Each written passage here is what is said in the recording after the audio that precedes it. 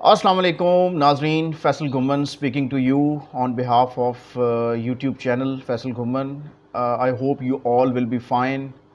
आपसे interaction regular होता रहता है जिसमें पाकिस्तान के जो इश्यूज़ हैं हम वो डिस्कस करते हैं, फिर हम जो है वर्ल्ड के इश्यूज़ जो हैं वो पाकिस्तान के तनाजुर में या एक जनरल परसेप्शन के साथ डिस्कस करते हैं।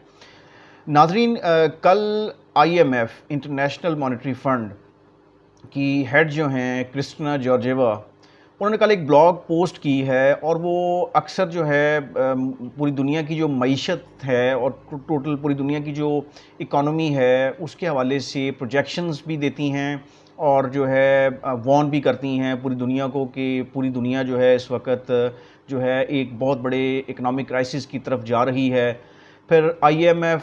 जैसे जो लेंडर्स हैं, ये पूरी दुनिया में मुल्कों को कर्ज़ा देते हैं, उनकी तरफ से जो है इकनॉमिक फोरकास्ट जो है 2023 के लिए 22 और 23 के लिए वो भी रिवाइज़ डाउन हुई, चूँकि पूरी दुनिया में इस वक्त जो है इसकी यूक्रेन वॉर की वजह से और उससे पहले जो कोविड से हम गुज़रे हैं 2 साल से ज़्यादा का अरसा, उससे पूरी दुनिया की जो मईशत है वो डिस्टर्ब हुई है। तो कल उन्होंने अपनी ब्लॉग पोस्ट में जो है उन्होंने ये प्रोजेक्ट किया है कि जो 3.6% ग्लोबल इकोनॉमिक फोरकास्ट है, यानी पूरी दुनिया की जो मईशत के हवाले से जो इन्होंने एक परसेंटेज सेट की है वो 3.6 है, जो कि ऑलरेडी पहले की प्रोजेक्शंस जो थी उनसे काफ़ी कम है। तो अब उन्होंने मज़ीद ये ख़तरा शो किया है कि ये 3.6 से भी नीचे जा सकती है और अब आने वाला जो जुमा है और हफ्ता है उसमें G20 वो ग्रुप ऑफ 20 कंट्रीज़ हैं जो कि दुनिया के अमीर तरीन 20 मुल्क हैं। उनके जो हैं वज़ीर जो ख़ारजा हैं, वज़ीर ख़ारजा और सेंट्रल बैंकर्स का इजलास होने जा रहा है इंडोनेशिया में, और उसमें जो है क्रिस्टिना जॉर्जिया कह रही हैं कि उसमें मज़ीद टफ़ डिसीजंस जो हैं वो ले जाएंगे। जो लास्ट इकनॉमिक फोरकास्ट थी वो 3.6% अप्रैल में थी, जिसको अब मज़ीद जो है वो रिवाइज़ डाउन किया जा रहा है। नाज़रीन, आपको पता है कि इस वक्त दुनिया का हर मुल्क वो तरक्की याफ्ता हो, वो तरक्की पज़ीर मुल्कों में आता हो, फास्ट डेवलपिंग नेशंस में आता हो, और फिर एक तीसरी कंट्री जो है, तीसरा जो कैटेगरी है वो आपकी है जो थर्ड वर्ल्ड कंट्रीज़ हैं, जो जिसमें हम पाकिस्तान को भी शामिल करते हैं। एशिया, अफ्रीका, लैटिन अमेरिका और दीगर जो है दुनिया के ख़ित्तों से जो मुल्क हैं वो भी उसमें शामिल हैं। तो अब जो है जितने भी दुनिया में मुल्क हैं, जिसमें आप डेवलप्ड नेशंस ले लें, अमेरिका ले लें, कनाडा ले लें, इंग्लैंड ले लें, वेस्ट ले लें, एशिया के कंट्रीज़ ले लें, उन्होंने भी अपनी जो है फोरकास्ट जो है वो रिवाइज़ डाउन की है। इन्फ्लेशन के लेवल्स जो है तारीख़ी हैं, रिकॉर्ड हैं। और आप ये इमेजिन करें कि अमेरिका में कल जो रिपोर्ट आई है उसमें कहा गया है जी कि जो चीज़ें महंगी हो रही हैं, इन्फ्लेशन जिसे कहते हैं, वो तारीख़ की बुलंद सतह पे है, यानी 9.5% जो है अमेरिका में जो है वो रिपोर्ट हुई है, जिसमें जो है चीज़ों का महंगा होना, ग्रॉसरी आइटम्स का महंगा होना, गैसोलीन का महंगा होना जो है, फिर वर्कर्स जो हैं उनके जो लेबर है वो कम हुई है उसके अंदर। तो ये एक बहुत डेंजरस बात है। फिर कनाडा जैसे मुल्क ने जो है पूरा 1 BPS जो है अपनी जो उनके सेंट्रल बैंक ने जो है इंटरेस्ट रेट बढ़ा दिया, और पूरी दुनिया में डिफरेंट कंट्रीज़ जो है अपना इंटरेस्ट रेट बढ़ा रहे हैं ताकि जो है डिमांड कम हो लोन्स लेने की जो है बैंकों से। अब उसका एक फ़ायदा तो ये होता है कि उससे इन्फ्लेशन को कंट्रोल किया जाता है, लेकिन दूसरी तरफ जो है आप लोगों को, इदारों को, कंपनीज़ को जो है बिजनेसेस जो होते हैं उनको आप महरूम कर देते हैं कि वो महंगे जो है कर्ज़े नहीं ले सकते, तो उसका एक नेगेटिव इम्पैक्ट भी साथ साथ चलता है। तो अब सूरत हाल ये है कि पूरी दुनिया में ये यूक्रेन वॉर की वजह से और उससे पहले जो कोरोना वायरस पेंडेमिक का जो इम्पैक्ट था पूरी दुनिया की मईशत पे, डिमांड एंड सप्लाई पे, चीज़ों की प्राइसेस के ऊपर, वो अब डबल हो गया है। और IMF ने मज़ीद जो है ये ख़तरा जो है वाज़ेह किया है कि हमारी जो पूरी दुनिया की जो मईशत है वो मज़ीद डिस्टर्ब होने जा रही है। अब प्रॉब्लम सबसे बड़ी क्या आ रही है कि ग्रेन्स, जो आप कहते हैं जी अनाज है, उसमें मुख्तलिफ़ चीज़ें हैं जो कि एक मिनिमम फूड की बास्केट है जो कि लोगों को रिक्वायर्ड है। अब जो पॉपुलेशन की फ़िगर आ रही है कि अगले साल दुनिया की आबादी 8 अरब को टच कर जाएगी, 8 अरब को टच कर जाएगी। तो उसमें अब ये कहा जाता है कि जी दो जो मुल्क आपस में लड़ रहे हैं, यूक्रेन और रशिया, ये मेजर प्रोड्यूसर हैं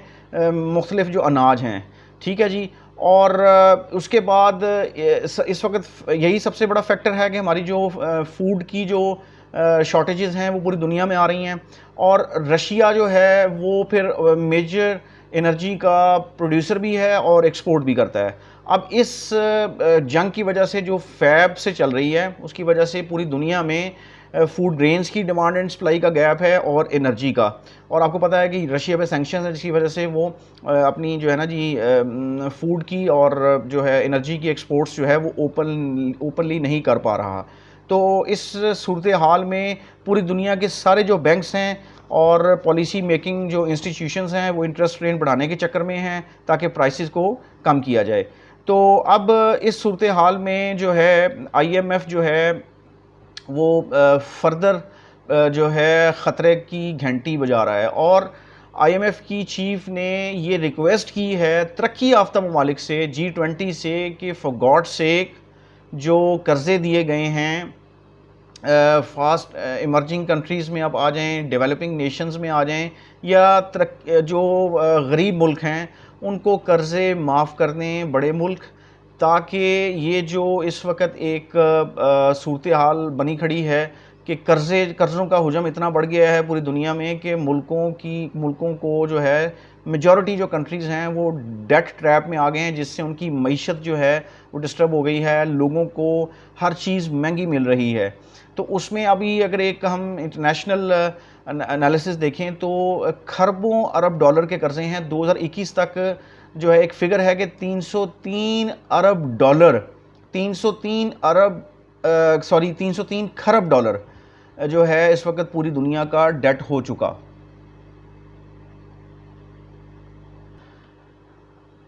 अब इस सूरत हाल में जो है जो दुनिया के अमीर तरीन मुल्क हैं, हम G20 की बात कर लेते हैं, उनसे ये रिक्वेस्ट की गई है कि वो जो है गरीब मुल्कों में जो है फूड की सप्लाई को बेहतर करें ताकि वहाँ पे हंगर जो है जिसका कहत साली का ख़तरा आ रहा है दुनिया के बहुत सारे मुल्कों में, उससे निबरदज़मा हुआ जा सके। और दूसरा जो डेट्स में फंसे हुए मुल्क हैं, जिसमें हम अगर मैं बात करूं बीइंग पाकिस्तानी, तो हम पाकिस्तानीज़ जो हैं वो भी एक बहुत बड़े डेट ट्रैप का शिकार हैं। उसमें से मुल्कों को निकाला जाए ताकि पूरी दुनिया एक नॉर्मल जो है इकॉनमी की तरफ जा सके, लोगों की जो है स्टैंडर्ड ऑफ लिविंग अगर बेहतर नहीं हो सकता तो वो रिकवर करे। इसके लिए IMF बार बार वार्निंग्स इशू कर रहा है इन मुल्कों को। लेकिन अगर ये मुल्क जिसमें अमेरिका जैसे, बरतानिया जैसे मुल्क हैं, चाइना है, जापान है, और जो है up to some extent Russia को भी आप कह सकते हैं, पूरा वेस्ट है, तो अगर ये जो है if they don't come to the rescue of poor nations, so then we should expect an economic melt down. एक बहुत बड़ा डिज़ास्टर आ रहा है आगे, और जिससे लोगों की जानें जाएंगी। अब हमारे सामने जो है लेटेस्ट एग्जांपल जो है वो श्रीलंका की है। एवरीबॉडी नोज़ कि वो मुल्क जो है दिवालिया हो चुका। वहाँ के जो लीडर्स हैं अलेजडली जिन्होंने करप्शन की है वो श्रीलंका से बाहर जा चुके। उनके सदर हैं, कुछ उनके पॉलिटिशियंस जो हैं वो हाइबरनेट कर चुके हैं, और उनकी जो आवाम है वो जो प्रेसिडेंट हाउस है, फिर प्राइम मिनिस्टर हाउस है, उसके अंदर बैठी हुई है और एहतजाज कर रही है। तो ये सूरत हाल जो है श्रीलंका की, ये पूरी दुनिया में इस वक्त एक रेप्लिका के तौर पे जो है वो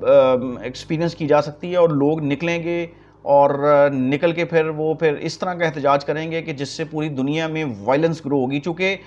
आप अगर लोगों को फूड नहीं देंगे, उनको खाने पीने की बेसिक जो है वो नहीं चीज़ें प्रोवाइड करेंगे, तो फिर पूरी दुनिया में एक बहुत बड़ी वायलेंस आने का ख़तरा है। तो ये IMF की जो रिपीटेड वार्निंग्स हैं ये एक आई ओपनर हैं G7 के लिए और G20 के लिए और हमारे जैसे मुल्कों के लीडर्स के लिए, रूलर्स के लिए,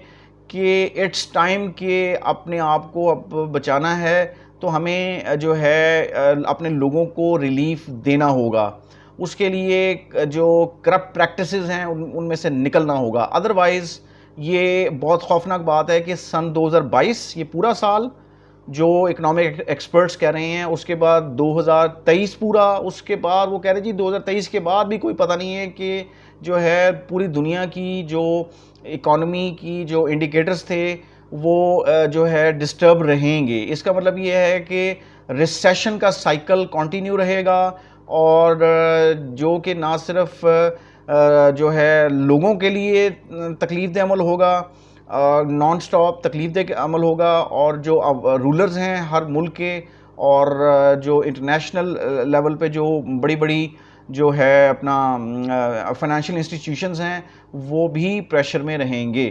थैंक यू जी, इंशाल्लाह आपसे फिर बात होगी।